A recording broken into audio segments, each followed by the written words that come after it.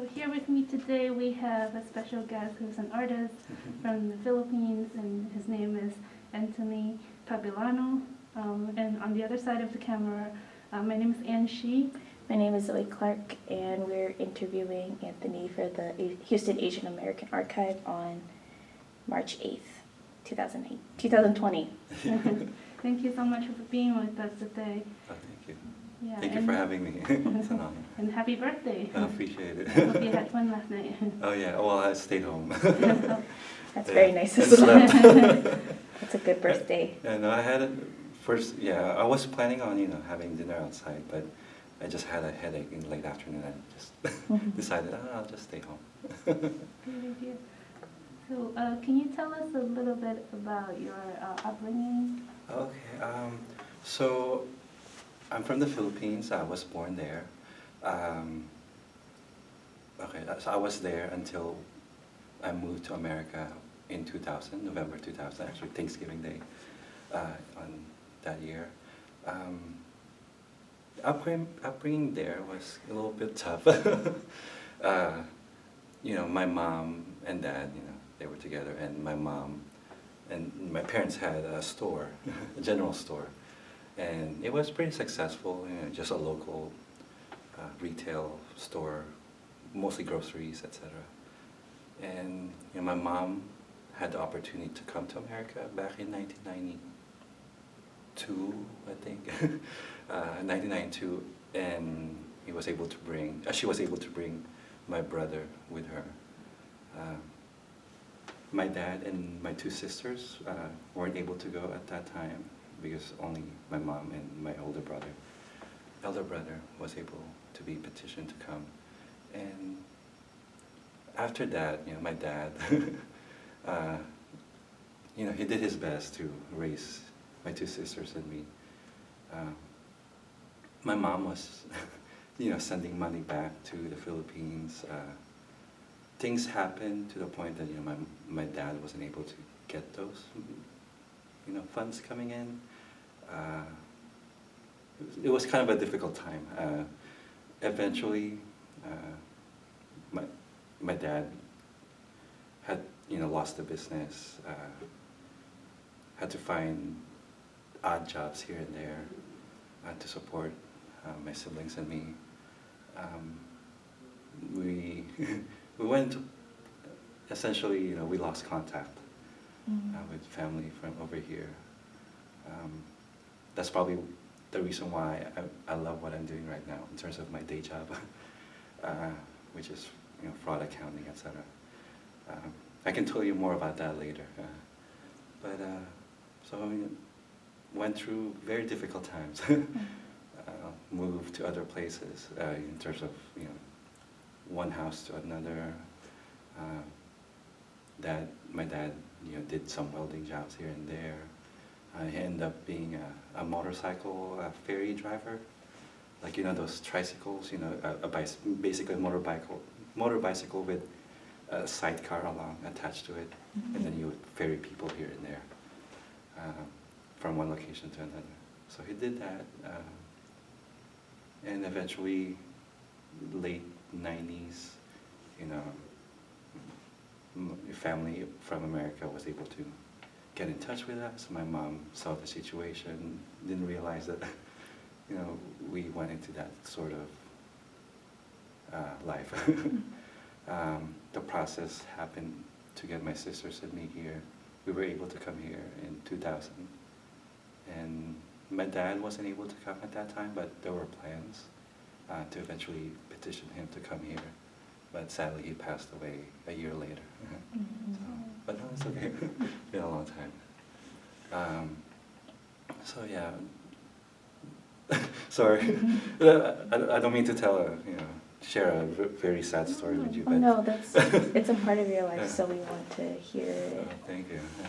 Thank you for sharing. Appreciate it. What did your mom do when she was in the U.S.? Well, when she was in the U.S., so she was able to come here because one of my aunts on my mother's side, she was married to a Filipino Coast Guard. And then he was able to he was able to go into the U.S. Coast Guard, and then that aunt was able to get my grandparents to come to the U.S. Then my grandparents got my mom and my elder brother into here. And when my mom came into America, she worked odd jobs here and there. She had, this is her story, so I don't want to share too much, but I think she'll be fine with me saying that, she wasn't able to finish high school, no education beyond that. So when she came into America, she, worked as odd jobs here and there. She initially worked at a convent, cleaning, in terms of janitorial services at night, cleaning the floors, etc. She ended up working for a hotel, the cleaning crew, then became a waitress. And then also she ended up working at this little, not really a restaurant, but a food place, fast food place. And it was a one person, it's an interesting place because it's a one person little building, and the person she would be the one cooking and taking orders. I forget the name of the place, but it was in Corpus Christi. I have to ask her. So she worked odd jobs here and there, mostly as a waitress.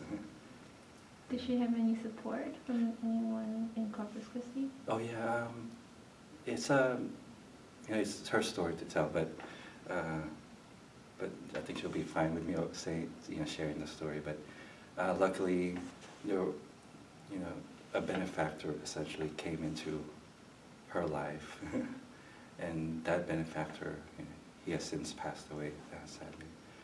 He was the one who was able to help my mom out in terms of getting the rest of my siblings and me here. So very thankful of that help, because I don't know, my mom being a waitress in multiple places, she had 3 jobs at one time for a period of time. She has told us, and I don't know, it would be enough to to have a basis, to tell the U.S. government that she would be able to fully support us here if we were able to come here. But yeah, thankful.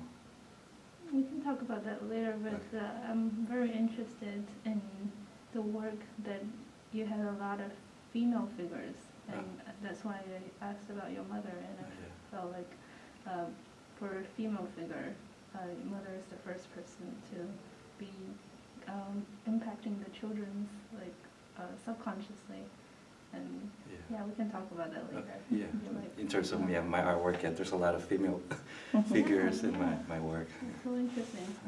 Then very insightful of you to make that connection. Yeah, that's one of the reasons why I portray a lot of female figures in my work. Because,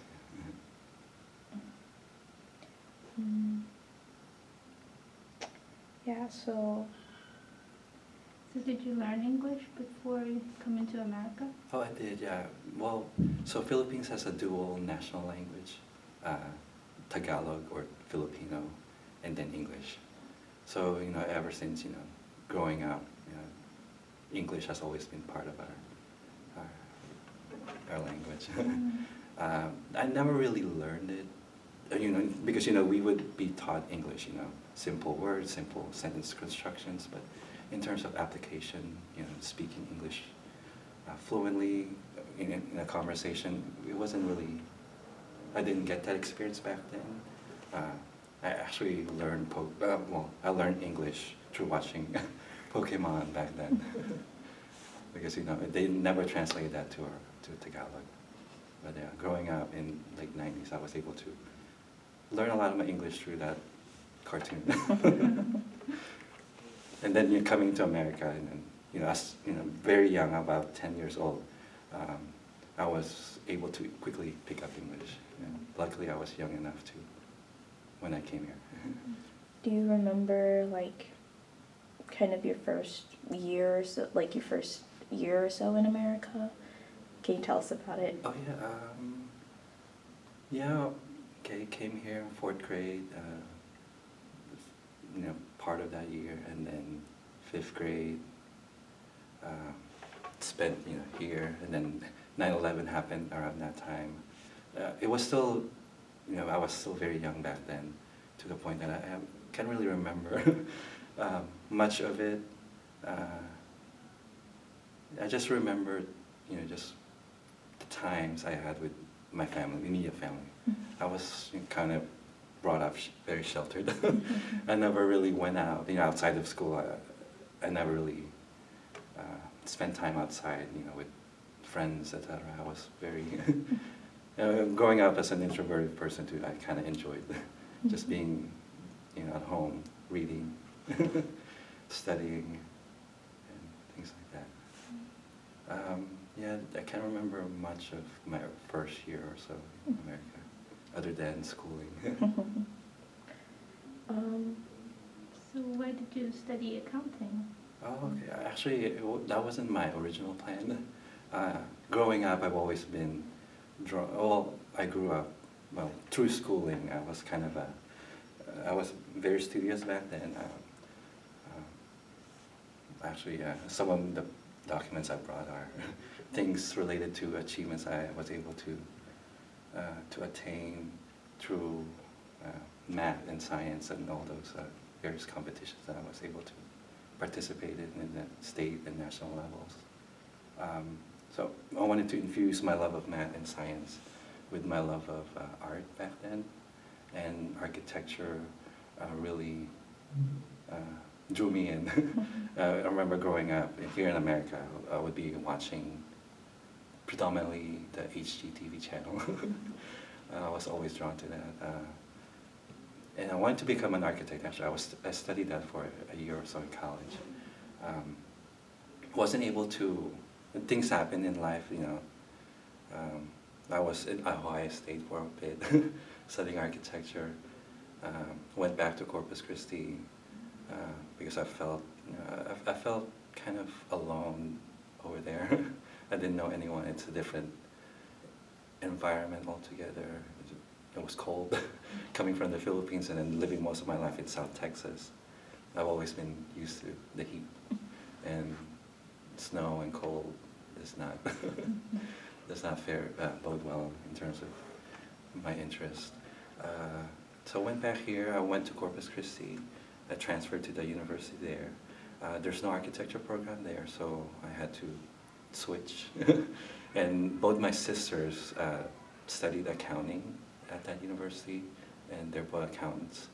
And my elder sister kind of convinced me to go into that route, and I did. And I'm happy that I went into that, because ever since I took my first accounting class, accounting, it's not really a passion per se, but in that first accounting class, what got me interested was the application or the study of accounting frauds, big accounting scandals that occurred in the U.S. in early 2000s and then late aughts, 2008, 2009, the financial crisis at that time. So after getting exposed to that, I've always had the idea to apply that accounting degree in a forensic or fraud accounting capacity. Which university did you attend? Texas A&M University in Corpus Christi. Okay. And then I finished my undergrad there. And then one of the internships, the people at the internship that I was doing at that time convinced me to get a master's degree. In the meantime, while the hiring freeze ended, and then I ended up going to applying, and I got accepted to the accounting program at UT Austin. So how did you get your internship with the FBI? Oh, okay, yeah. So we went through that when my interest in fraud accounting started to develop. One of the first things I researched is jobs that I could apply that into, etc. And through various research, I ended up looking at the FBI website and their need and their desire to hire accountants. That piqued my interest. I started researching a little bit more, and then I found out that they have an internship program. And I decided, oh, why not? I'll try. I'll put my application in. And that was, I think, trying to remember, 2011 fall time is when I submitted the application. And then I didn't hear back. Well, I heard back sporadically throughout the time, but officially I got the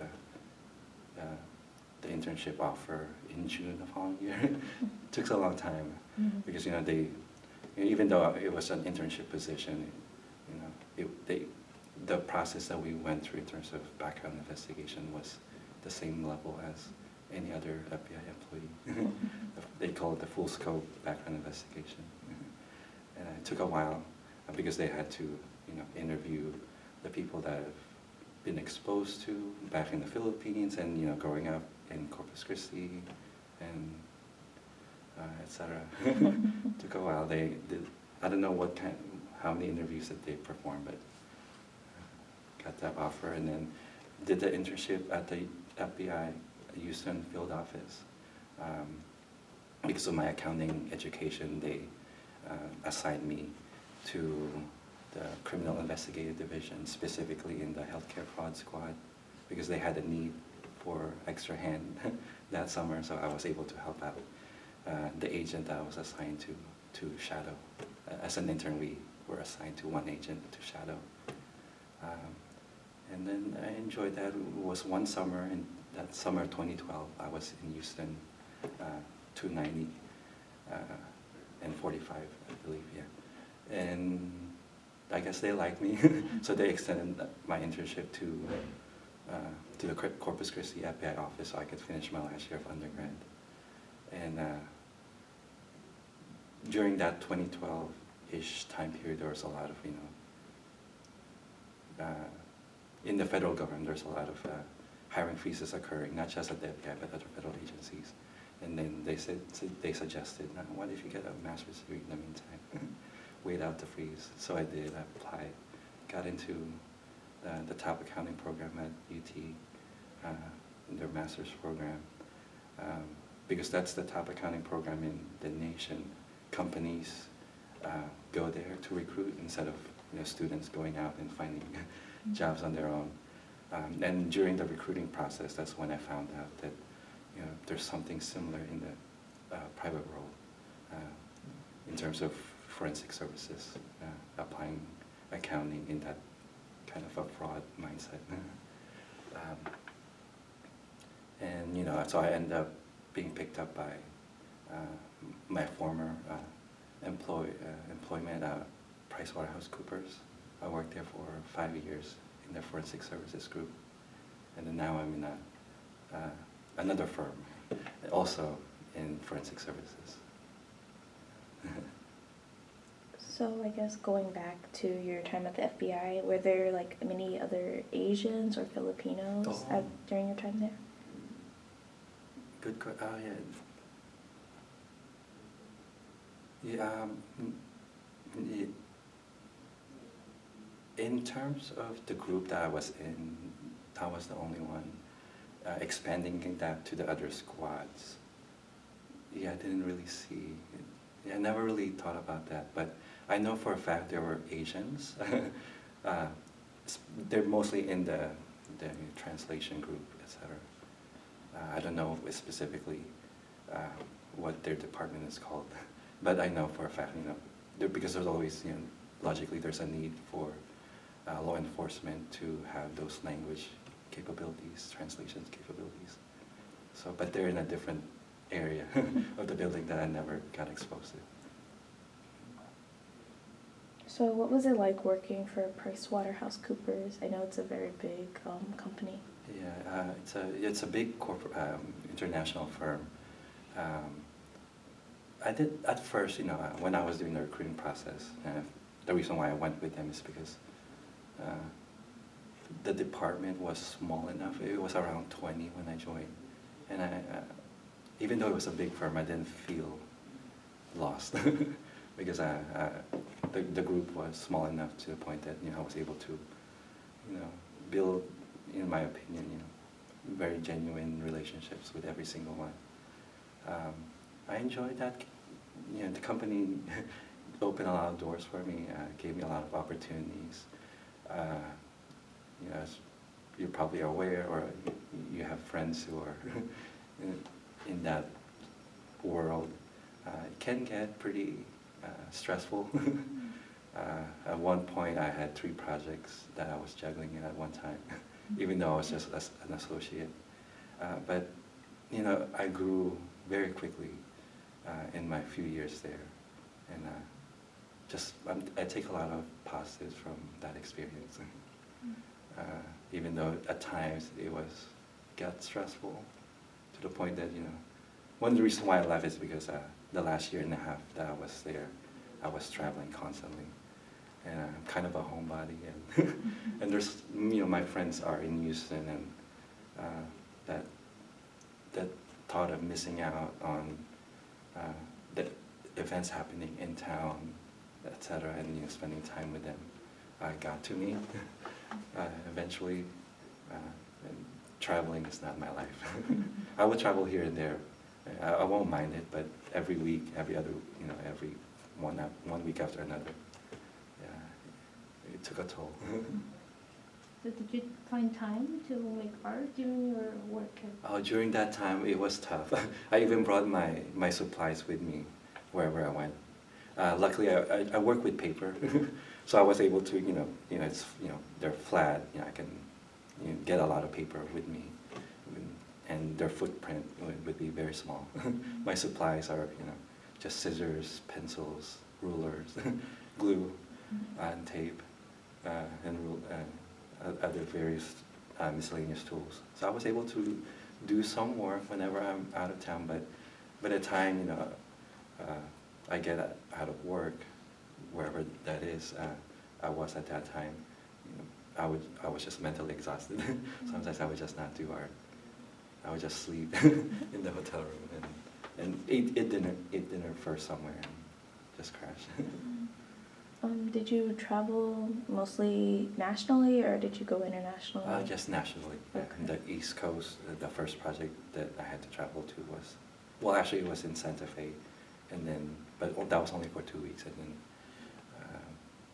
then the New York area, and then the Seattle area, and then the last project I was in San Antonio. So did you find you were used to traveling because of your childhood? That you traveled so much? Did you find nowadays traveling is easier to cope with? What do you mean, like cope? Yeah, I would say, yeah, traveling is not yet a big issue yet. Mm-hmm. It's easier to cope with now. But I would rather be traveling if it were for personal reasons, vacations, etc. But work at it is, it's fine. Perhaps we can move on to talk a little bit about your art. Oh, okay. Yeah, and how did you start with paper? Why is it a medium that you chose? Oh, okay. Well, paper, yeah, sometimes I think about, when specifically I fell in love with paper. But I would say, the very concrete memory is, in high school. Because my art teacher assigned a Henry Matisse-inspired artwork project, where, she assigned a project for us to cut paper, essentially, and then do it in the style, or also infuse our own, our own styles also in using paper to create our works. So that was the beginning, that was the genesis that I can think of, I can remember, of me cutting paper to make an artwork. And then during high school, I did the AP Art Portfolio program. So we had to create a portfolio by the time we graduate, and then submit it to the AP board, and then it got graded, and then we got college credits for doing that. My AP portfolio concentration was in figurative work. It was specifically on study of phobia. different kinds of phobias. So I've always had that proclivity in rendering the human body since then, and given that we did a Matisse project at that around that time, started cutting paper, and then my art teacher brought up a box of wallpaper scraps that she got from somewhere, and then I started cutting that, and then I fell in love with the different motifs and designs on the scrap paper, and saw clothes and etc. on them. So I started cutting clothes at first, and then given my my love of the human figure, I started cutting shapes to convey the human form, face, hands. And then over time, I started to integrate paper more and more in rendering the human body. And then one summer, it just clicked on me. What if, because at first I was just conveying form by cutting into paper, like cutting paper to convey the fingers or the folds of the fabric, etc. But there's definitely that sense of flatness on the paper. I would be cutting one block of the single paper, cut out the eyelid, the mouth, the nose. But there's that level of flatness because it's just one single paper, one color. Then it clicked on me one summer. Well, what if I start cutting blocks of paper and layering them on top of each other in such a way that the layers gradually get lighter in tone and value as you move up, as you move closer to, as that particular point in the body is closer to the viewer. And that's when I realized, I can create the illusion of three-dimensionality through that. It's like the similar concept of, like shading, etc. The areas that are further away tend to be darker, and then as you move closer to the object, your pressure gets lighter, and then that the way that's how basically. Besides your AP training, did you have any formal training? Art training is exclusively from high school. Mhm. 4 years of it. Actually, I wasn't supposed to, because we get our freshman year schedule set up even before we attended high school. And then I remember the few weeks before starting high school, I got the notion, or I got super interested in art that summer before high school, because both my sisters also went through took art classes in high school. They took art classes with the same art teacher they ended up learning from. So I got inspired by them. I saw their portfolio, their sketchbooks, and then I started drawing the summer before high school. We had a book, a reference book of shading, drawing in general. That I got interested to the point that on the very first day of high school, I went to my counselor's office and then asked if I could drop one of my elective classes and pick up art. And then, given that the counselor told me to reach out to the art teacher, and then found her even before classes started.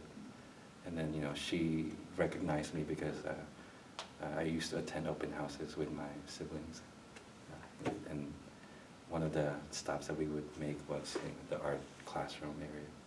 And she said, "Oh, yeah, of course." And then she was able to somehow get me into her class that very first day. And ever since, I've loved art. Always, whenever I'm not at the science and math coaches' rooms practicing, I would be in the art classroom after school or before school even started. Or even also if I finished my lunch early, I would just hang out at that room. Did you do art before high school, or did high school really start your? Really, yeah, high school. Then summer before, I was drawing here and there in middle school, but it wasn't a serious endeavor, I would say.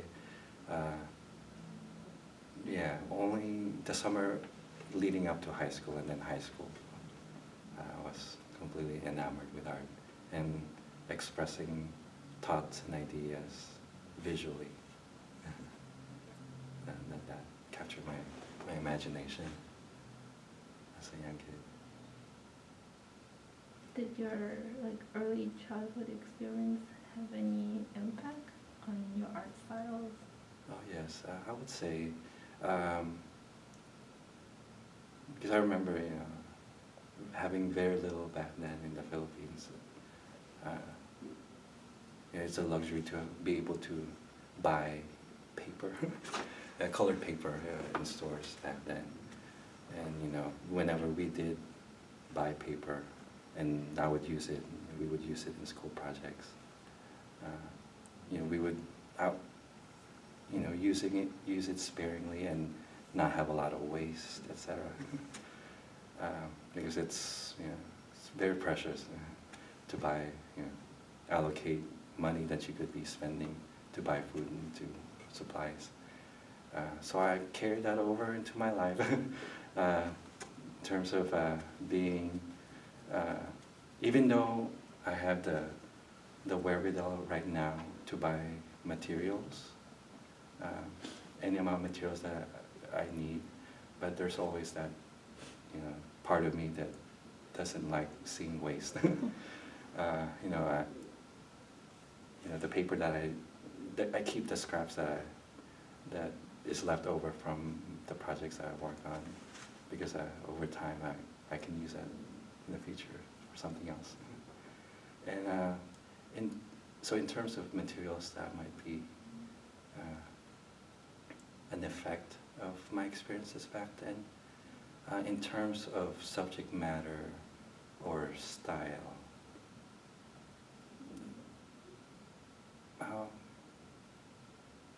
is it from the Philippines, my time in the Philippines, or just childhood in general? Anything you would Anything. like to talk about that impacted your styles or your subject matter? Okay. Yeah, in terms of, so I would consider myself as a portraitist, portrait artist. I've always been, I've dabbled, I've drawn landscapes and still lifes and abstract, even dabbled in that. But I always went back to portrait art making because I'm just, I don't know, part of me has always been interested in studying people and understanding, just studying people in general and trying my best to not only reflect how they look like superficially on my artwork, but also try to capture something else, capture their personality, capture stories that they've lived and be able to tell it visually. And I've always been drawn to that because, I don't know, growing up as a kid, I was young when I left. Never really got to know, my dad, etc. And coming into America, I lived a very sheltered life. Not in a bad way, because kind of most of it is because I wanted to. I wanted to focus on my studies and have a better future, better than what I had back then. And yeah, so I've always, I guess, I didn't really have a lot of connections growing up to other people outside my immediate family, outside of my siblings and my parents. So now, recently, during high school and my life in the past few years, making a lot of portraits, I guess subconsciously I do that because I want to connect with people more.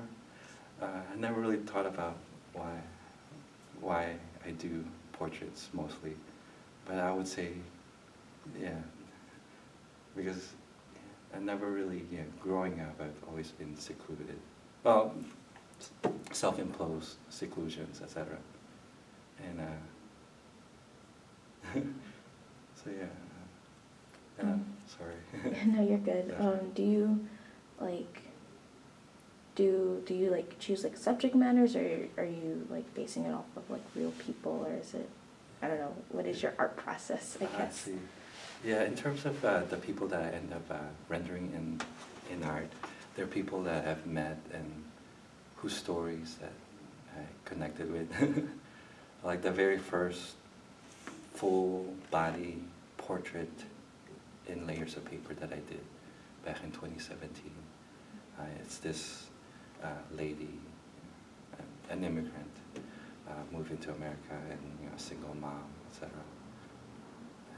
And I saw in her a little bit of my mom, and so in that, I spent a lot of time in that artwork. There was just a lot of energy that I was able to put into that piece of work. I remember spending the whole summer, not the whole summer, the whole month of July in 2017, after work and during weekends, just devoting my time to it. Looking back, now that I think the reason why I just got into that mental zone of just focusing on that is because a little bit is I wanted to, I saw stories that she had that is very similar to my mom's, and I just wanted to share that. I wanted to create an artwork to celebrate both of them. And ever since then, I've always just been rendering portraits of people that I meet in Houston, people that have made an impact on me, or just people that I completely respect and whose lives are very intriguing, and they live through interesting things, and that overall they represent ideals that I think needs to be celebrated. I focus mostly on rendering minorities. I don't have a big body of work yet, but that's my artistic mission going forward. Render portraits of people whose stories may not necessarily been told or is told with a lot of attention. I want to make an impact regarding that. Just celebrate us. Celebrate, because throughout history and art history, there's always that one sort of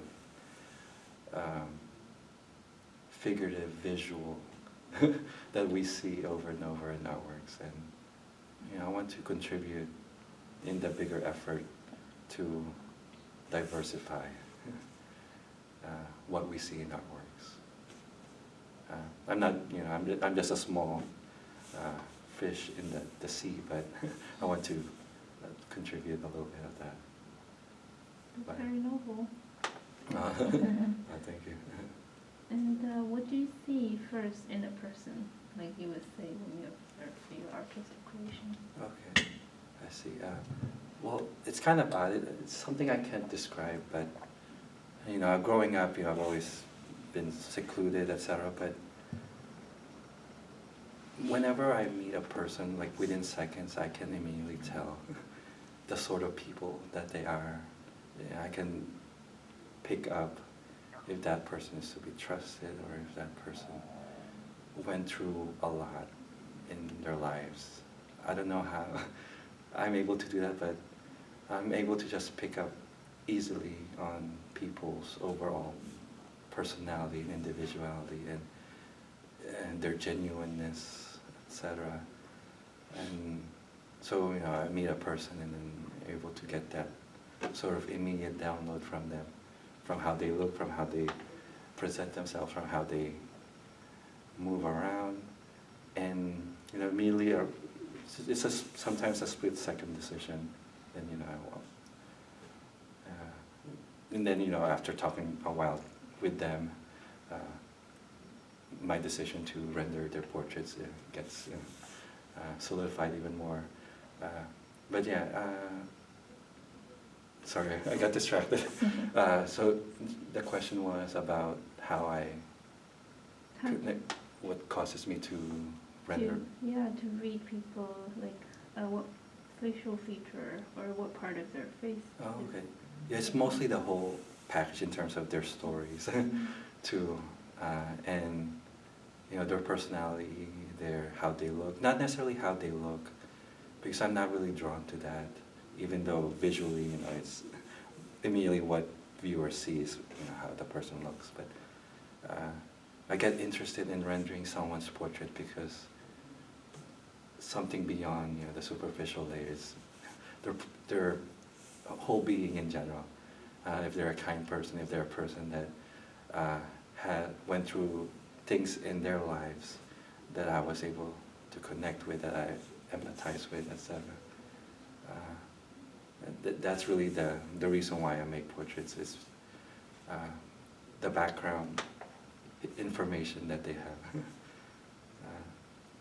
And helping, doing my part in society to recognize those features and celebrate it and share it with the world visually. How has, like, I guess, doing art more regularly kind of changed your life, I guess? Oh, okay. Yeah, so back after high school, I didn't really do art. I stopped doing art for many years until 2016, May 2016, when I started attending the Sunday Sketchers group. It's actually still goes on. After this interview, actually, I might stop by there because they're really made friends with them. But I picked up art again in 2016 because I got very stressed from work, and someone made the suggestion to me, what if you draw again and let that inner stress that you're harboring in you flow out. So I started making art back then in response to stress. And right now, since 2016, I've been making art increasingly more and more. And the drive for that is, part of it is because I want to render as many portraits as I could, even though it's taken me a long time to do each one. But I don't mind. I'm not looking at the end result in terms of number, but rather just enjoying the process of making portraits and artworks. I do it now because to display it at a local art gallery that I'm in, to enter in various exhibitions around town and across the nation, exhibitions that pique my interest specifically. I try to pick and choose because I have very limited time to make artworks and have a daytime job, so I have to just pick and choose which kind of exhibitions I want to be a part of and make artworks for. So that's that. Making artworks now is enabling me to just have an escape into a world that is quiet and pensive, and it's just a different world that I'm in whenever I'm making art. I can't describe it. And it passes the time. The free time that I do have. Yeah, like when you make art, hours pass by without Yes. feeling that time. Time flew by, yeah, exactly. I guess, how much time does it take normally for you to do a piece? Okay, so that first big portrait piece that I did in July 2017, it's 2 feet high, about, I think, 18-inch wide. It's a full body portrait. Took me the whole month of July. Well, not the whole month, it was actually 3 weeks after the first Saturday of that month. The first Sunday, up until end of July, after work, and then after working out, we eat dinner, and then immediately start working on it for about until 1 a.m., 2 a.m. in the morning, starting at 9 p.m. at night, for 5 days a week for 3 weeks, and then weekends. Those weekends, I think I dedicated both Saturday and Sunday. I didn't attend. Typically, I go to tennis just to play for fun, not competitively, with friends.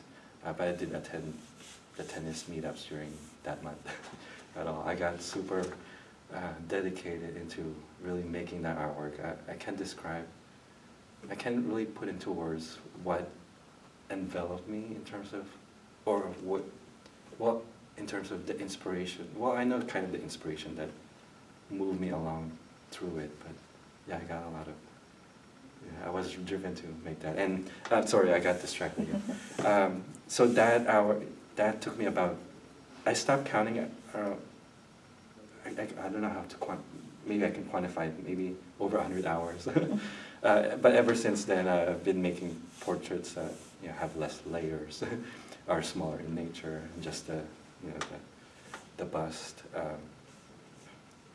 not the full body. But even though recently I've been making full body portraits too, but I've been able to do it faster rate now. I would say 50 hours per, sometimes much faster than that, because I use less layers, etc., and smaller in scale. I can't really quantify, because the reason why I'm struggling with that is I make art, I don't really keep track. Time just passes by, and I can't quantify how much time I spend on each one, because I can, I make art just to make it and to pass time in general. So how did you get associated with the Archway Gallery? In that summer, actually that July, the first Saturday of July 2017, I submitted for their annual juried show. I got one piece selected, and it was that Saturday that kind of changed the momentum in terms of my art pursuits, because I got an honorable mention with that small-scale self-portrait in layers of paper. It was kind of a very minimalist work, because I remember the deadline was earlier that week, July 2nd or July 3rd. And I made that artwork the Sunday before that, one afternoon. It was because I already had one piece that I made, a self-portrait piece, that had many layers, and we can submit up to 2 artworks. And so that afternoon I decided, oh my gosh, I want to create something else. So I'm not submitting just one. And I quickly made this self-portrait that had 3 layers. And that was the piece that got selected. And so the reception for that show was the first Saturday of July 2017. I was just ecstatic to be part of an exhibition. And then I heard my name when they were saying out the honorable mentions, and I received a little certificate. And that completely inspired me, to the point that the following day, Sunday, that's when I started that big piece of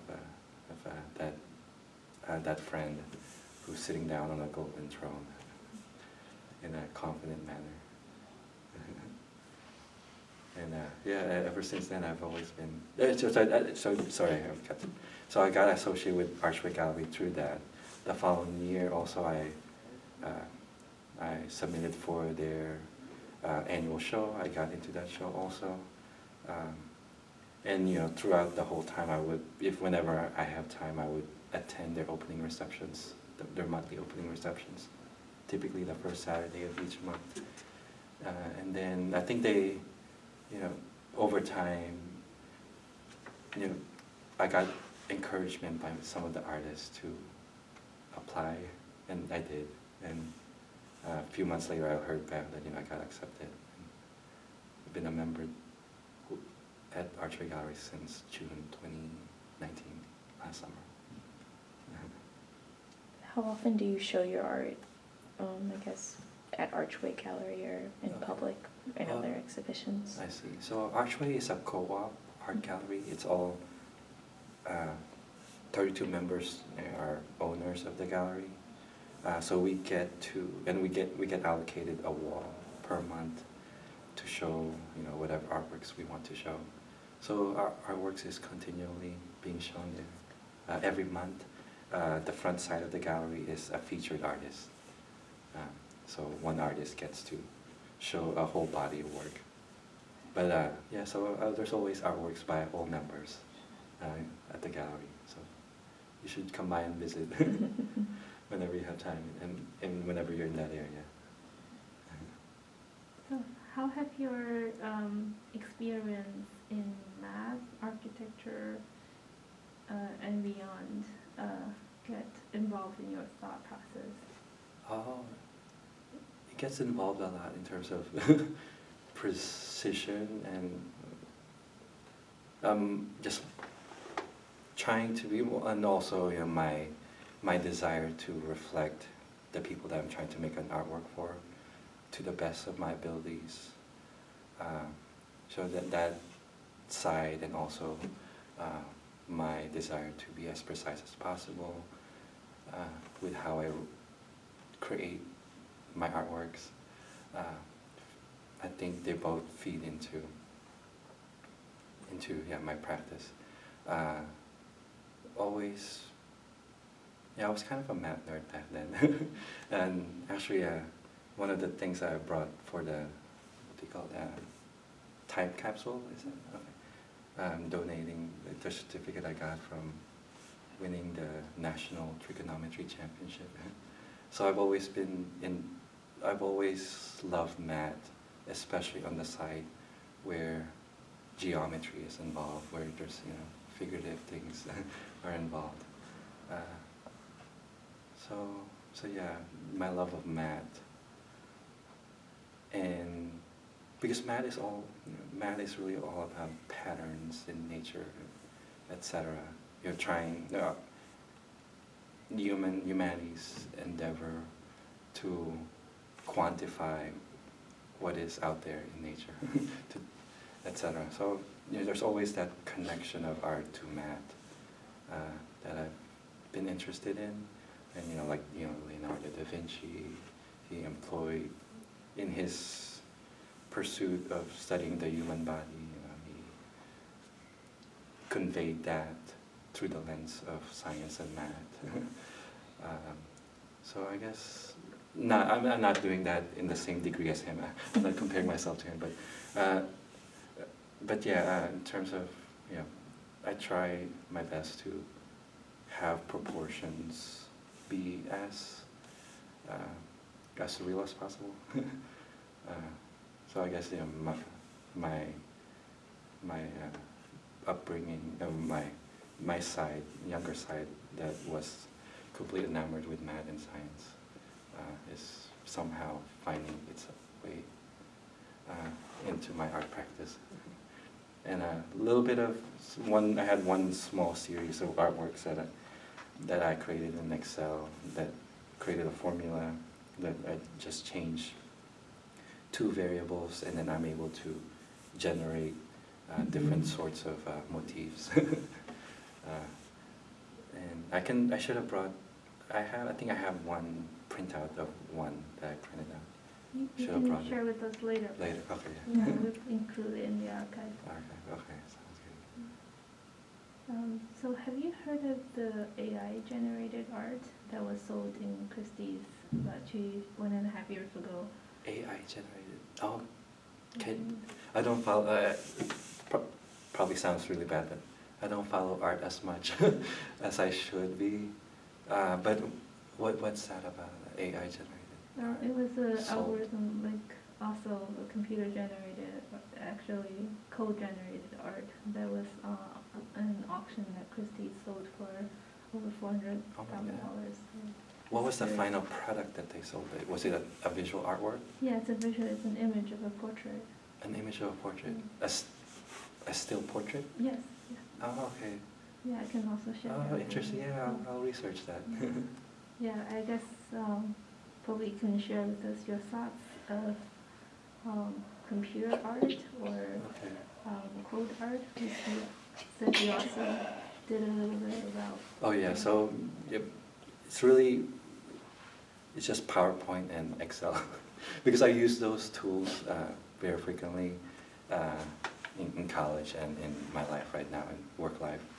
So I've always, I remember in college I was in a supply chain management class, graduate program, and one of the assignments one night was finding the,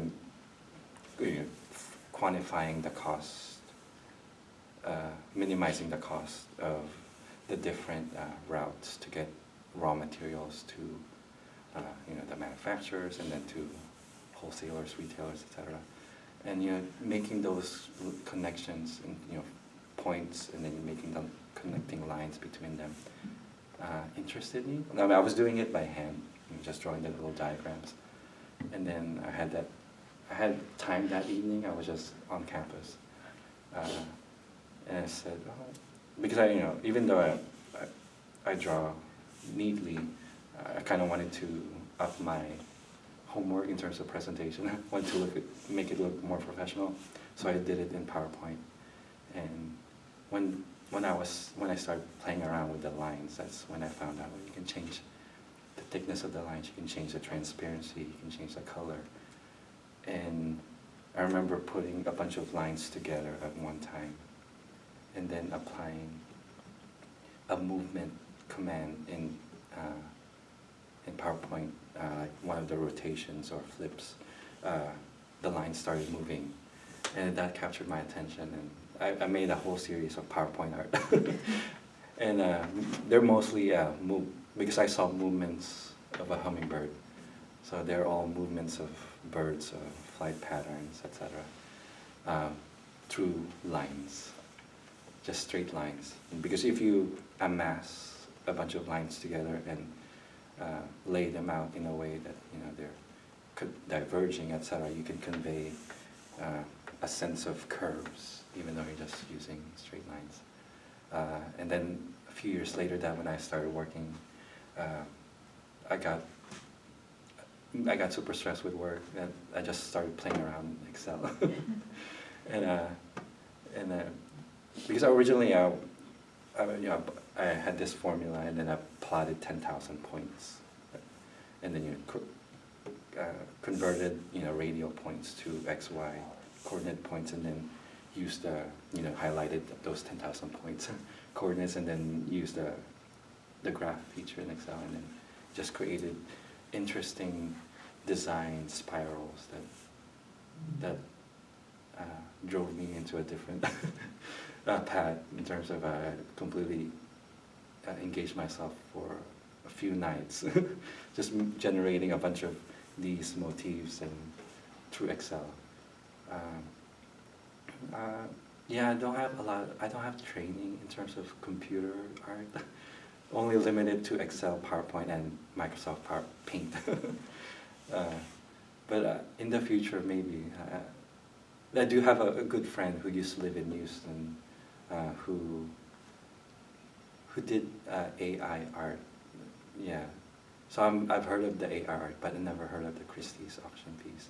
But yeah, that friend of mine, I got interested in when he showed some kind of neural art.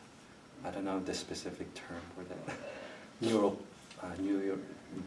algorithms. I felt I never pursued it. Yeah. In the future, maybe I would want to infuse technology in my art. I don't know, because I want to be able to go from paper to maybe glass or colored plexi, because I want to play with translucency, and it's hard to do that with with paper.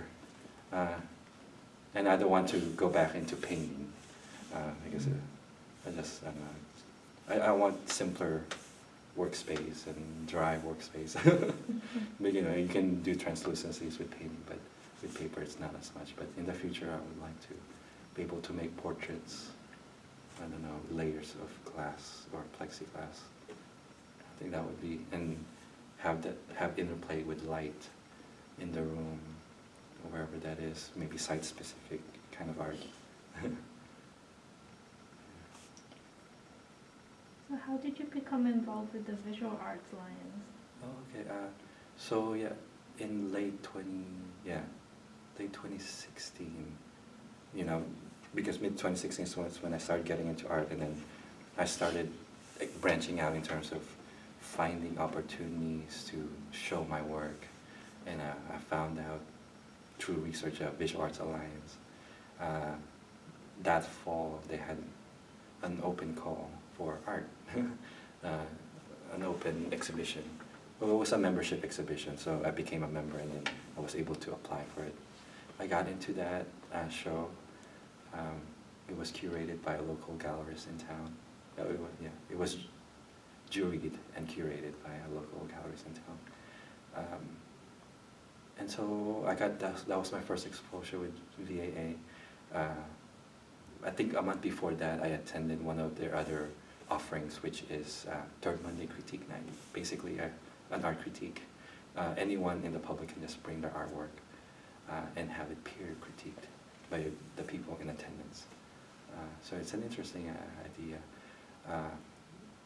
So I started getting involved slowly with VAA by attending the monthly critique nights, meeting people through that event, and then getting into the exhibition, and then attending other programs that the VAA produces, which the others are educational programs. And then I got involved, I met a lot of people, and then by spring the following year, in 2017, the president asked me if I would be willing to increase my volunteerism with instead of just volunteering, put up shows, etc. Volunteer as a board member and as a treasurer, and I figured, why not? Because growing up, I've always, now that I'm getting, getting older, etc. Part of my mission in life is to give back to society, to community, especially given that I'm really driven to that because of the fact that I got a lot of help growing up in terms of being able to come to the U.S. in the first place, the scholarships that I was able to get to put me through college, etc. The different mentors that I've had in life, who've, even though I may not know it, but we all always have mentors out there who support us and put good words out there, even though we're not aware of it. And even though I'm not aware of them, I'm just appreciative of everything that's coming into my life that's helping me progress. And I want to give back. I haven't really completely thought about how and in what ways I could give back to the community, but when I got that, opportunity to serve on the board and of this local nonprofit arts organization as their treasurer, I figured that could be one way for me to begin my journey of giving back, because I'm reaching that point in my life where, there's younger generations out there that need support, etc. And I felt driven by VA because of the fact that it's all volunteer based. It's we're not paid to be doing the work that we're doing. Everything is volunteer time and efforts, and I've found that to be very I found that super interesting because we're doing things for the community, not because we're getting anything in return, but rather we're doing it because we're really driven to make an impact in our community, even though the community may just be a small one, you know, the local art community, but it's still something that, you know, we feel driven by. And I find that super inspiring by the different board members, the different volunteers who are making things happen in that organization. And I'm doing my small part in terms of keeping the books. I guess giving my accounting background also, you know, one of the reasons why they asked me if I would like to step up as their treasurer. Do you get involved in the local Filipino community? Oh, I do. So actually one of the people that you interviewed at HAAA, that might be one too many A's. HAAA. Three A's, yeah. Because there's an HAA, which is the Youth Arts Alliance, a government entity, different. Okay. Yeah. So Matt Manalo. So he, along with Miss Bray at the Asia Society, had got basically a group started. And it's all Filipino artists in Houston, not just visual artists, but a variety of artistic pursuits. So that got started this past summer in June 2019, and ever since then, you know, we've been a collective of artists, you know, wanting with a pursuit and with the idea of getting our voice out there in the local Houston community, out more. And you know, we've been putting exhibitions, oh well, not really a lot of exhibitions, but finding whenever opportunities came, you know, we would participate in them. Like there was this annual showcase held at one of the galleries in town, studio buildings in town, I mean, of Houston-based artists. So we got to show there. We had a movie night actually at Rice University last summer at, I forget the name of the building, the Rice Media Center, that's it. And we had a little reception, and then, you know, some of the visual artists displayed their artworks. So, you know, we're slowly, you know, getting out there, showing our work more and more to the public. And if anything, the purpose of the collective, in my opinion, is to make, you know, Houston in general aware that, you know, that there's a community of Filipino artists out here wanting to have a voice also. And What's the name of this collective? it's called Filipinx Artists of Houston. Okay. Sorry, do you have a piece of tissue? Oh, yeah. Or, sorry. Sorry, I should have brought some.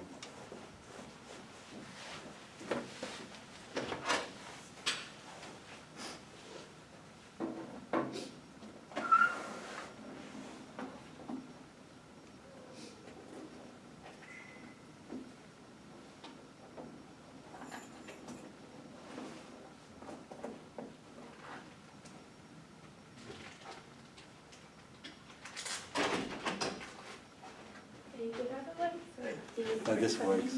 Yeah, thank you. I'm sorry. No, you're completely fine. May I apologize if I go off on tangents and. No, that's perfect. No, that's fine. Okay. It's very authentic. We like that. Oh, okay. And if I talk too much, please let me know. So. We actually don't really edit Oh, okay. anything. I see. I mean, we cut out the break. But Oh yeah. Okay. yeah, so.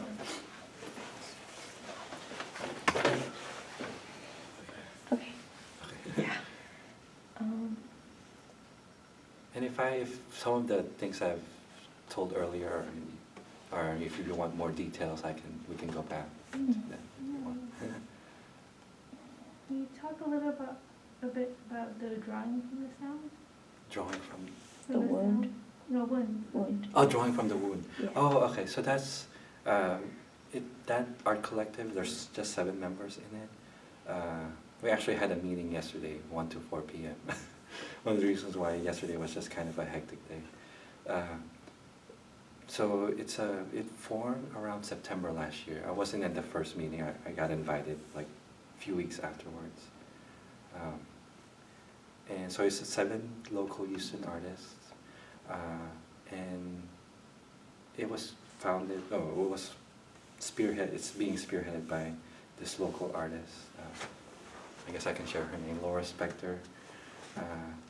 And she formed this group, this art collective, with the idea of artists exploring visually and through narrative the ideas of grief, apology, and healing. So that's, okay, so a little bit of a background. So originally, the goal is to share the works in the future, but the process, it was very methodical in her part to guide us along. She gave the idea that we would pursue grief, apology, and healing in our works of art. And at first we had to write flash fiction on each topic that is autobiographical in nature in a way. Drawing from what we've experienced in life related to grief, apology, and healing, and write it down in a flash fiction format, a few hundred words to about 700 words. And then now we finished that part of the collective last month, writing. And then now we're starting to create 3 pieces of work related to each one of those topics. And so, we're slowly, we're still building, we're still kind of a young collective. We're just now making the artworks and then slowly applying for exhibitions around town, around the state. One is coming up in 2022. I think I can share that hopefully couple years from now. But before that, we hope to also show as a collective, as a group, locally this year or later this year or in 2021. And yeah, so that kind of collective forced each one of us to draw from things that we have experienced in life. And it's been a kind of, therapeutic, well, in some parts, I had to relive trauma, but in a way, it was kind of helpful. It's kind of healthy to not harbor things that we went through any longer, and just put it out there and type it up into writing. I remember, not flash fiction, flash non-fiction, sorry. I spoke. And then now, creating the visual to go along with those works of non-fiction, autobiographical in nature. And I think it will be an experience making the artworks. I haven't made a lot of progress in that because I have to be in a certain mindset. Because creating the artworks also, it's hard to not relive things while making the artwork also. But I think I'm ready, and we're kind of low-key collective right now. We're not putting ourselves out there because we haven't really created artworks yet. But we slowly we'll find traction. And so I'm just part of 2 art collectives right now, the Filipinx Artists of Houston group. I'm enjoying being part of that group because it's growing up in America. Ever since I left in 2000, I never went back, and I live kind of a secluded life where was just confined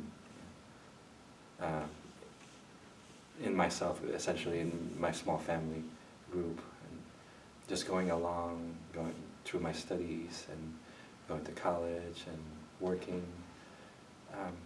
Growing up, I kind of got separated in a way from the culture that I grew up in back then. And this collective is enabling me to connect, to find my roots, recenter myself again with the lens from the perspective of a Filipino person immigrating, coming to America, trying to succeed here, trying to just live a life where I'm able to do things that I enjoy in a way that I'm not having to worry too much about other parts of life. I mean, not having to worry about putting food on the table, etc. Living a comfortable life, pursuing things that I like, which is art, and giving back to community. Yes, going back to community, I volunteer at VAA, etc. Through work, I've volunteered at handing food at the Ronald McDonald House, and then a little bit at the Hobby Center, being a volunteer usher. But someday, hopefully, I can find. Because I really want to find a cause in town that's arts related, that I can really, that have a mission that I really believe in.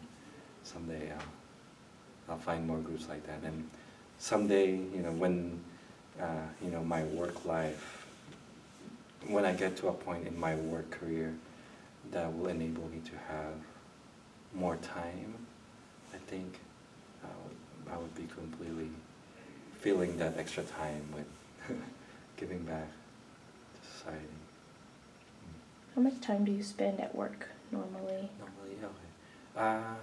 Right now, I'm in a firm that I'm completely enjoying, and it has a better work-life balance, better atmosphere that encourages work-life balance. And I'm just coming to work at 8:30 to 9 sometimes, between 8:30 and 9:30, and then leaving work around 6:30, sometimes around 5:30. Very flexible. So yeah, normal business, kind of 8 hours per day kind of work style. And then after that, I get to do things around town, attend exhibition openings or hang out with friends, meet up for coffee, go to art collective meetings, etc., buy art supplies, and spend time in my art studio to make art. That's pretty much it. Oh, so you have your own art studio? I do. I'm renting a space at the Soy Arts Complex. Mm. I have had the studio since April 2018. And actually, 2 weeks ago, I decided to not pursue having a lease there. Not because I don't want to be there anymore, but rather because I want to have more efficiencies in my life. Because the past 2 years, I would have to drive over there to make art. My art supplies are over there, and go home to sleep and work, etc. And the time that I lose by driving back and forth, and start to think, it's better to just have all my art supplies, art tools, and etc. Where I live. So I can, because I kind of miss that. Before I got an art studio, I would make art until 2 a.m. in the morning, and then, just within minutes, within seconds, I would be in my bed, sleeping, and then waking up at around 7 a.m. to go to work. So it was so much easier. It's so much easier to have your art where you live. And I kind of want to also, it also kind of ties me down to that location. And I like being everywhere. I like moving. I don't like being tied down too much mentally, and I want to pursue other creative outlets in addition to visual art in the future. So I think I'm taking the steps right now to relieve myself of things that are grounding me too much, and so I can start moving about into other pursuits creatively. But I'll still be making art regardless of me, whether or not I have an official art studio somewhere else where I live or not. How do you think art has changed the Houston landscape, and how has it evolved?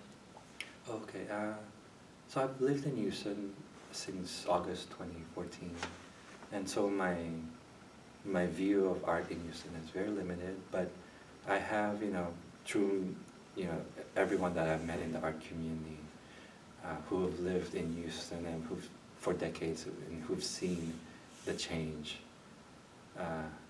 from their eyes, and I'm able to kind of get a sense that it has gone through significant changes. I can't go into specifics because I don't. They're not my recollections, and I want to give justice to them, and I don't want to misspeak. But overall, in general, I think the Houston arts community is experiencing a growth in an exponential way. I think, yeah, and more. Being the third largest city in terms of population, it's getting up there also in terms of its arts. I think Houston has the largest, if not the second or first, the largest or the second largest working arts community in the nation, if my memory serves me right. And so that data point kind of speaks to where art is going in Houston relative to other parts of the country. How do you think artists of minority backgrounds are received compared to other artists, like minority background artists in Houston? I see. Okay. Tough question. Okay.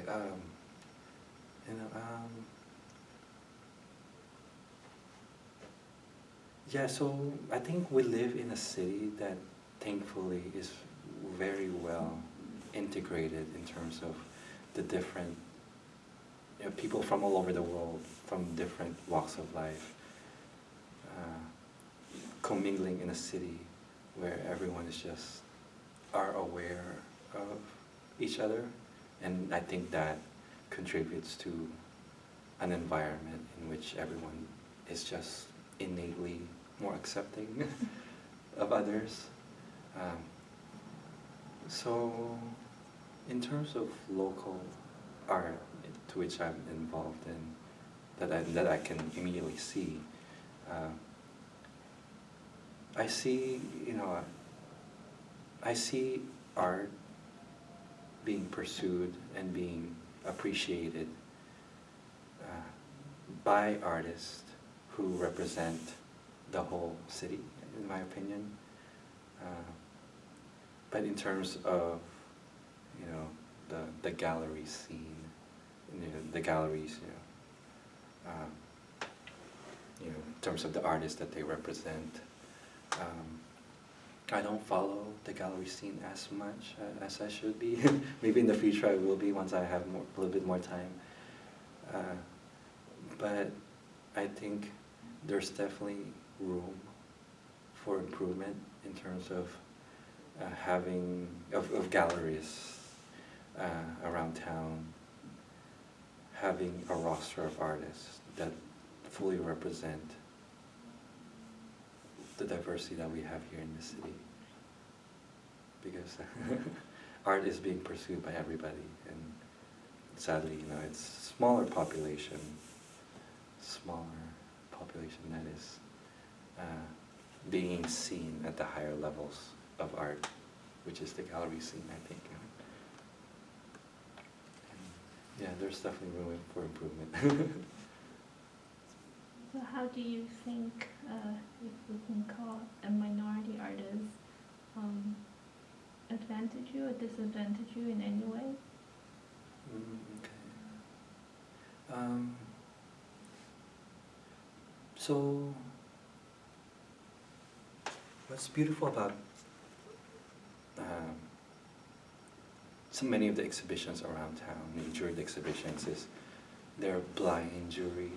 Those are the things that exhibitions I apply for, because the jurors just selects artworks based solely on the merit of what they see, the artworks, the final products, irrespective of who the artist was or is. So, yeah, sorry. Do you think it's a fair process?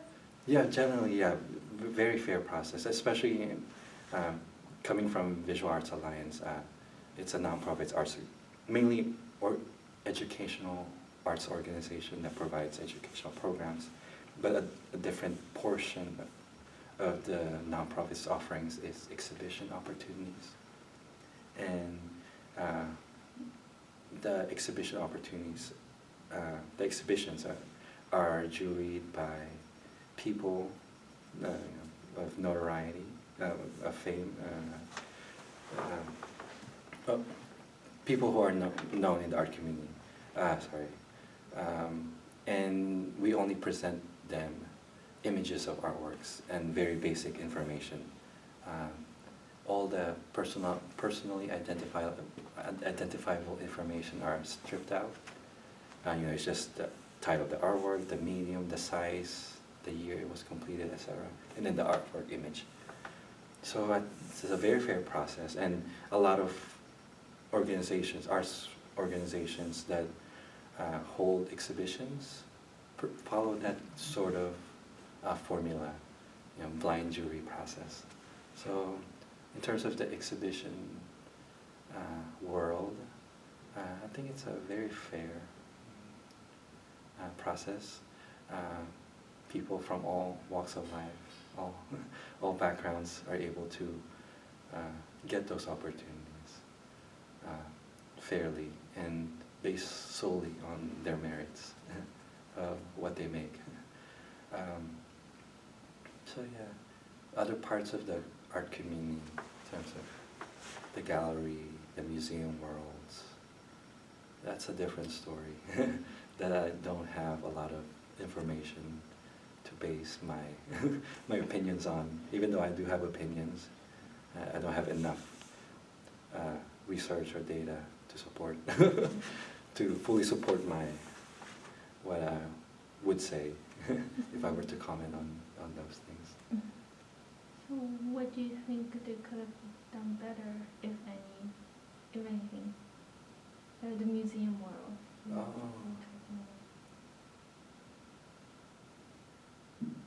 Yeah, I would say, because in the museum world, once you start looking into them and dissecting the people in management, people in the curatorial departments,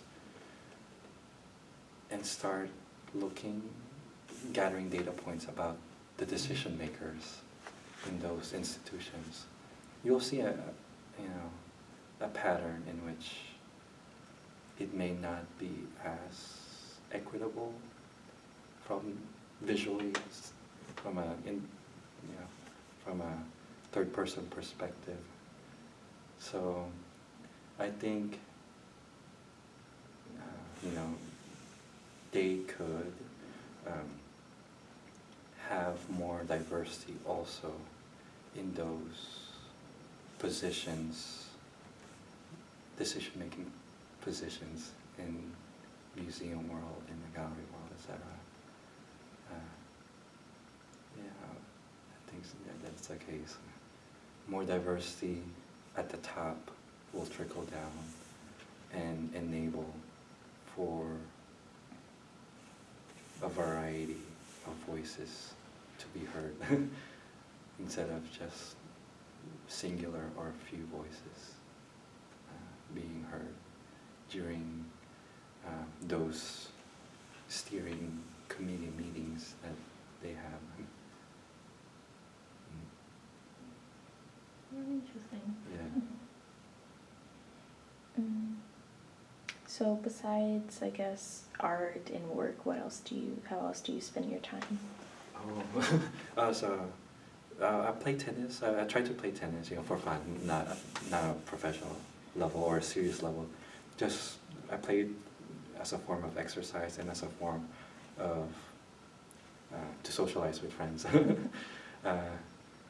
During Saturday mornings and Sunday afternoons, and if I have time after work, Mondays, Wednesdays, and Friday nights. But that's very infrequent. But whenever there's time. Other than that, yeah, work takes up a lot of my time, and art afterwards takes up most of the rest of the time, and then the different parts of being, just living through life takes up the rest. Like, doing chores, buying groceries, I don't know. And then also, whenever exhibition opportunities, art events happen around town that pique my interest, or events in which my friends are involved in, then I would drop everything that I'm doing and attend those, because I really believe in community building, and I have a lot to do in terms of making myself be to contribute more into the community, but slowly, the little time that I do have, I try to support others. And does your family live in Texas or Houston? Yeah, I have a sister, and her family lives in Katy. I have a sister, and her family they live in San Antonio. And I have a brother, and his family, they live in Corpus Christi, where we originally immigrated into when we came from the Philippines. My mom used to live in Corpus Christi up until 2017, but early 2017 she moved back to the Philippines permanently because it's just much cheaper to live there. And I have one grandparent still, thankfully still with us, and my mom wanted to be with her, also spend time with her, since they've been separated for periods of time in their lives also. And and then I have relatives there in the Philippines also. Do you still keep in touch with the relatives, your grandparents? Yeah, I would call my mom, frequently, and then whenever my grandparent is with my mom, I'll be able to talk to her. But in terms of my other relatives, I don't really interact with as much. What part of the Philippines is your family from, and do they still live in the same place? Yes, yeah, we're in the Rizal. I guess it's a state, comparable to a state. And then San Mateo, Rizal is where I'm from. It's a city, San Mateo City in Rizal. And Rizal is near the Metro Manila complex. So near the Manila area, they still live there, my relatives, and my mom lives in that area. Rizal, I think. I don't know the city. I've forgotten the geography. But near Manila, that area. My grandmother, she lives in the northern part of the Philippines, in Pangasinan, Bolinao, Philippines. Bolinao is the city, then Pangasinan is the state. And yeah, but my grandmother would be traveling to the Metro Manila area frequently to visit her children there, including my mom. Have you thought about helping people with trauma or traumatic experiences to improve their condition through art therapy, like Art what therapy. you're doing with drawing from the sound? Sorry. That's a good idea. I think, yes, maybe. That's a good, thank you for suggesting that. Yeah, I think once I go through this Drawing from the Moon art collective experience, and then also I think the totality of what I'm experiencing right now, inclusive also of the Philippines Artists of Houston Art Collective, in which I'm drawing back to where I came from and delving into topics that is relevant to being a citizen of the Philippines, living through hardships, etc. I think the totality of everything that I will be experiencing, that I am experiencing and will continue to, will hopefully give me enough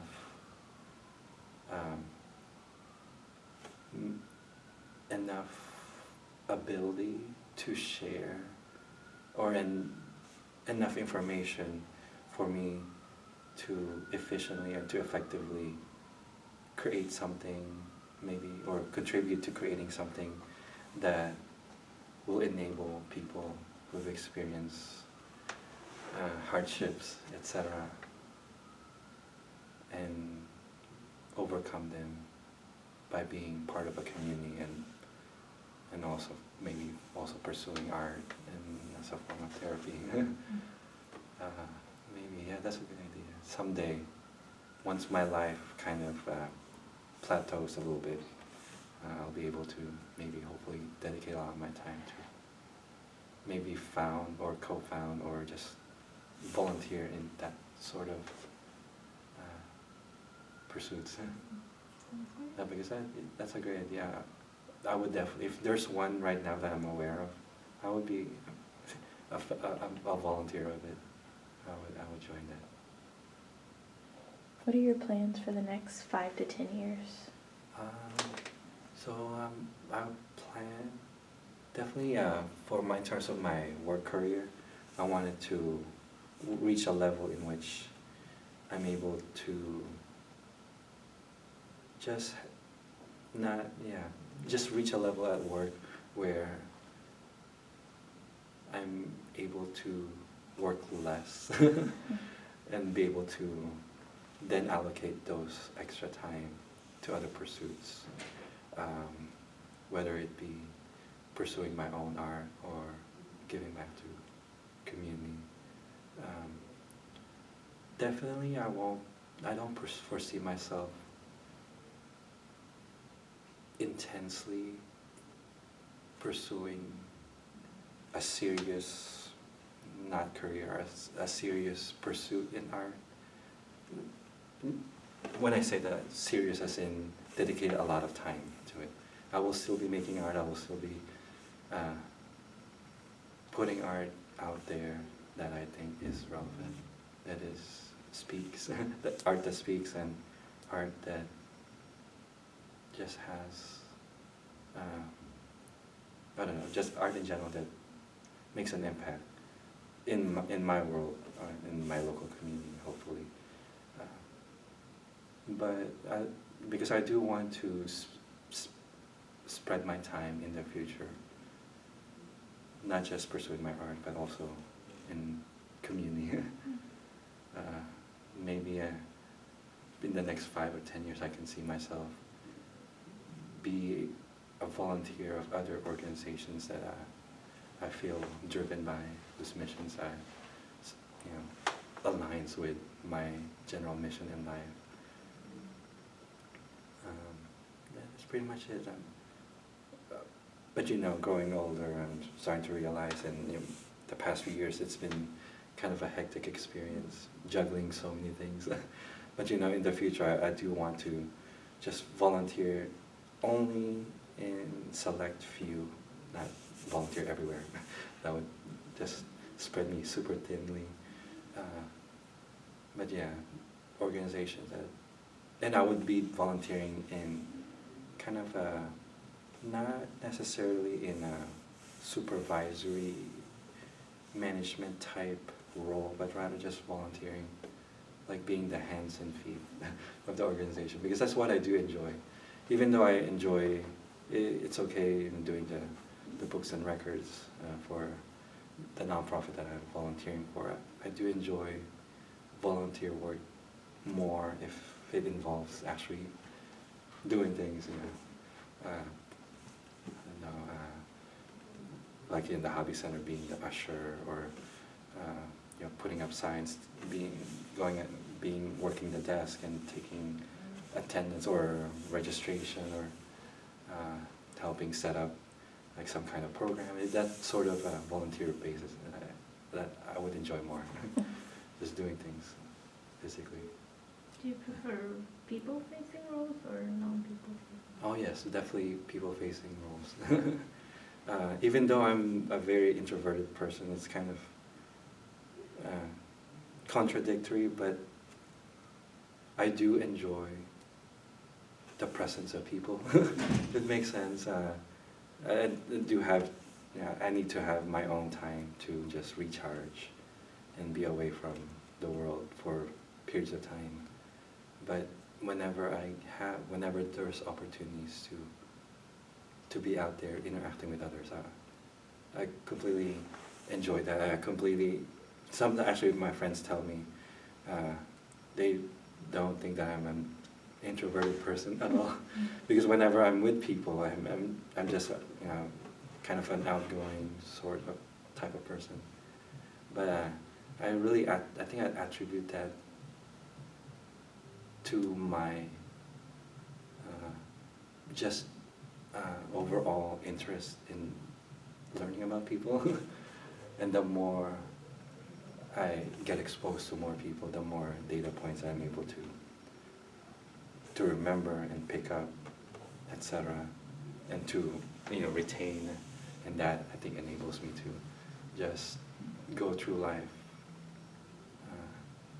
in a much more effective way, because I'm able to just pick up on people pretty easily in an innate way.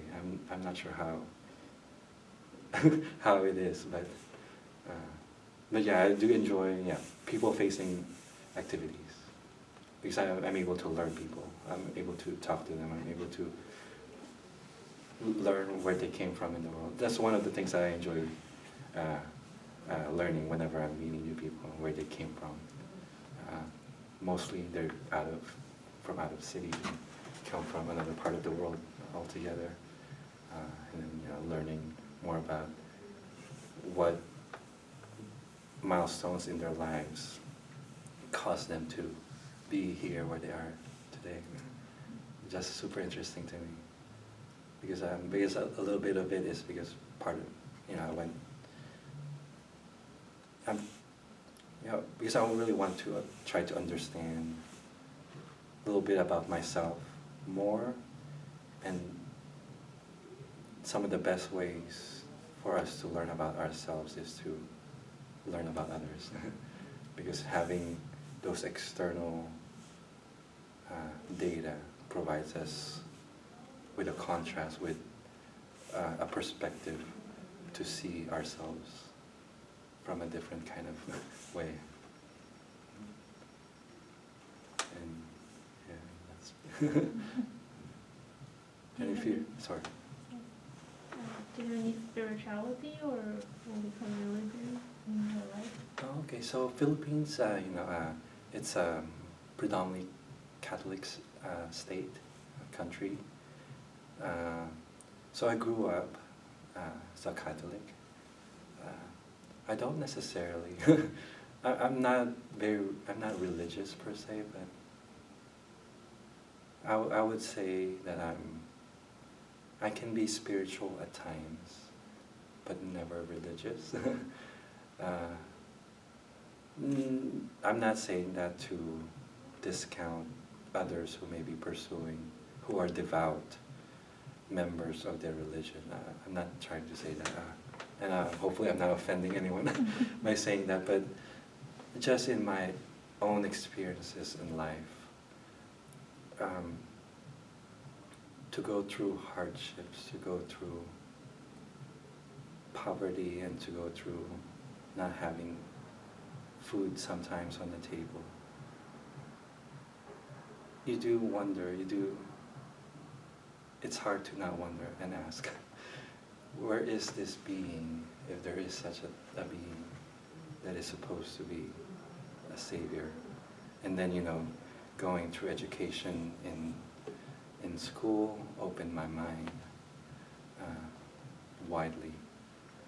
I became devout follower of facts and and information that is palpable, information that is backed up by research and testing and etc. So yeah, I would say I'm not very religious per se, but I respect religion. I mean, whenever there's, with family, big occasions, big holiday events like Christmas Eve, I would go to church with them, because religion is great in terms of providing a community for people to just be together, and that, because community develops around a kernel of similarity, and that similarity happens to be that religion for community, religious related communities, and I respect that.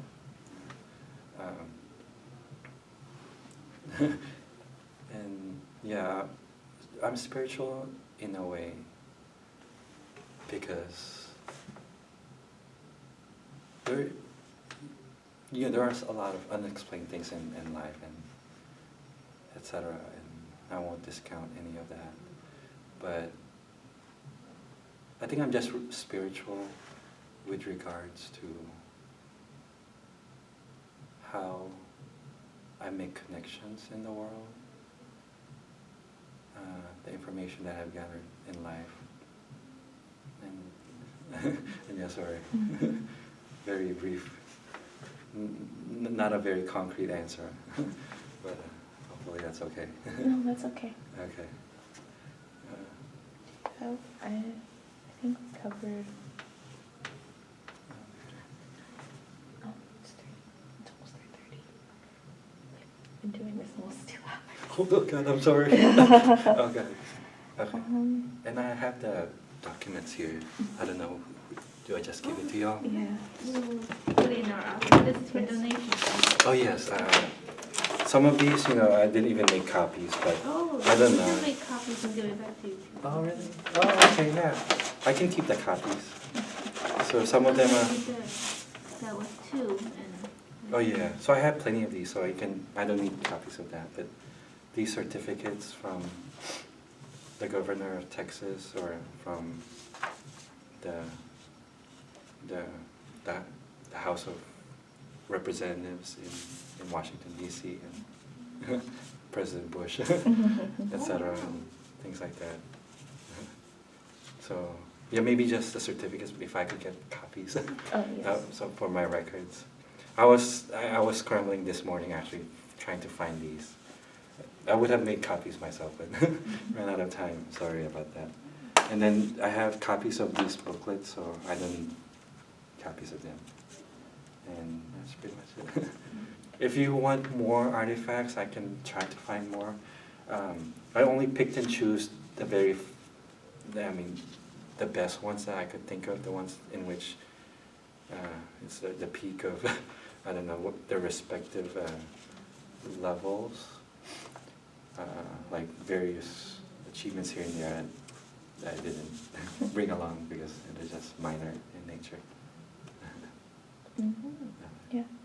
Do you have any kind of final thoughts? What you guys are doing is pretty amazing. I have to say, and thank you for considering me, because we live in such a big city of such diversity, over 1 million people. I don't even know the number, and to be able to provide you my voice, to share my story, it's really humbling, because there's a lot of people. I'm sure there's a lot of people out there who have gone through things that I've gone through, things that not only I went through but my family went through, and to share that story is it's kind of therapeutic in a way, I have to say. Putting it out there, because some of these things most of my life I didn't really tell and share. Yeah, like that's one reason why I never want to go back to the Philippines, because in my mind, growing up, I escaped it once, and I don't want to go back. But you know, I'm older now, and I have my mom and my grandparents there, and some relatives that want to see, and things that have happened in the past, make amends to them, move on. I think that would be helpful. That would be healthy. Because growing up, I'm in a position in life right now where I'm not struggling, and it's just better if I just move on. We just move on collectively. And there's a lot of stories out there, and thank you for hearing me, and I don't know how you guys found me, but yeah, thank you for wanting to hear what I have to say, and including my story in your overall archive. Thank you. And thank you. Thank you. And good luck with your studies in the future, and good luck with being in what an amazing organization that you're in here right now. And good luck with your future studies, wherever life takes you. Thank you.